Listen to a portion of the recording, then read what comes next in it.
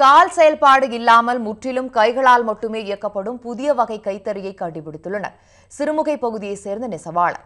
இந்த புதிய வகை கைத்தறி கோவை, ஈரோடு, கரூர் மாவட்ட நெசவாளர்களிடையே பெரும் வரவேற்பை பெற்றுள்ளது. இதுகுறித்த செய்தி தொகுப்பை இப்போது காணலாம்.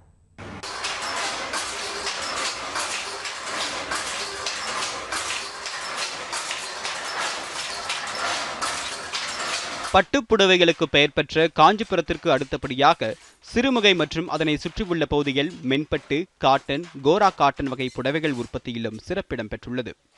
இங்கு உற்பத்தி செய்யப்படும் சேலைகள் ஆந்திரா, மகாராஷ்டிரா, கொல்கத்தா உள்ளிட்ட மாநிலங்களுக்கும், சிங்கப்பூர், மலேசியா, தாய்லாந்து உள்ளிட்ட நாடுகளுக்கும் ஏற்றுமதி செய்யப்படுகின்றன. இந்த சேலைகள் நீண்ட காலமாக கால்களால் இயக்கப்படும் கைத்தறிகள் மூலம் உற்பத்தி செய்யப்பட்டு வந்தன. தற்போது இந்த முறைக்கு ஓய்வு தந்து கைகளால் இயக்கும் கைத்தறியை உருவாக்கி சாதனை படைத்துள்ளார் சிறுமுகையை சேர்ந்த நெசவாளர் காரப்பன். புதுசாக ஏதாவது செய்ய முடியுமான்னு பார்த்து செஞ்சதனுடைய விளைவு தான் இந்த கைத்தறி. இதில் என்னென்ன ஸ்பெஷல், காலுக்கு வேலை இல்லை, கரண்ட்டுக்கு வேலை இல்லை, படுமரம் திருப்ப வேண்டியதில்லை, பார்டர் ஜக்காட் மிதிக்க வேண்டியதில்லை. நீங்கள் வெறும் கையை மாத்திரம் ஆட்டினாலே போதும், நெசவு நடந்துக்கிட்டு இருக்கும். இதில் எல்லா விதமான ரகங்களும் நெசவு பண்ண முடியும். எதிர்காலத்தில் இதிலிருந்து கரண்ட்டும் தயார் பண்ண முடியும். தற்போது உள்ள கைத்தறிகளில் ஒரு சேலையை உற்பத்தி செய்ய 18,000 முறை கால்களை இயக்கி நெசவு செய்ய வேண்டும். இதனால் வயதானவர்களும் பெண்களும் மிகவும் சிரமப்பட்டு வருகின்றனர்.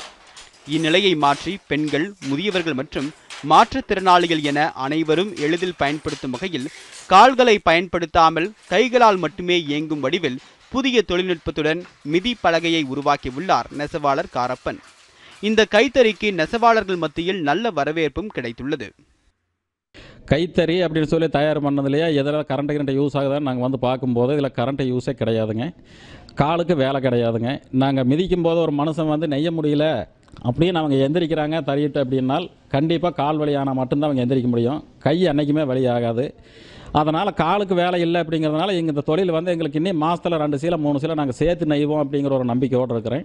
இப்போ இந்த மாதிரி புது கண்டுபிடிப்புகள்லாம் வர்றது மிகவும் வரவேற்கத்தக்கக்கூடியது. இப்படிலாம் வரும்போது என்னாங்கன்னா நாளைக்கு இளைஞர்கள்லாம் இந்த தொழிலில் வருவாங்க. பட் அவங்களும் நிறைய கண்டுபிடிப்புகள் இந்த தொழிலில் வரும்போது இந்த கைத்தறி நெசவு தொழிலானது உலகம் அளவுக்கு பெரிய அளவுக்கு வரக்கூடிய நல்ல வாய்ப்புகள் இருக்குது. மின்சாரத்தை பயன்படுத்தாமல் கைகளை கொண்டு இயக்கக்கூடிய இந்த கைத்தறியில் அனைத்து வகை துணிகளையும் உற்பத்தி செய்ய முடியும் என்றும் கூறுகிறார் இதனை வடிவமைத்த காரப்பன். நெசவு தொழில் அனுபவம் இல்லாதவர்களும் 10 நாள் பயிற்சியில் இதை இயக்க கற்றுக்கொண்டு நெசவு செய்ய முடியும் என்றும் அவர் கூறியுள்ளார். இந்த புதிய கைத்தறி பயன்பாட்டை ஊக்குவிக்க மத்திய, மாநில அரசுகள் முன்வர வேண்டும் என்றும் காரப்பன் வலியுறுத்துகிறார்.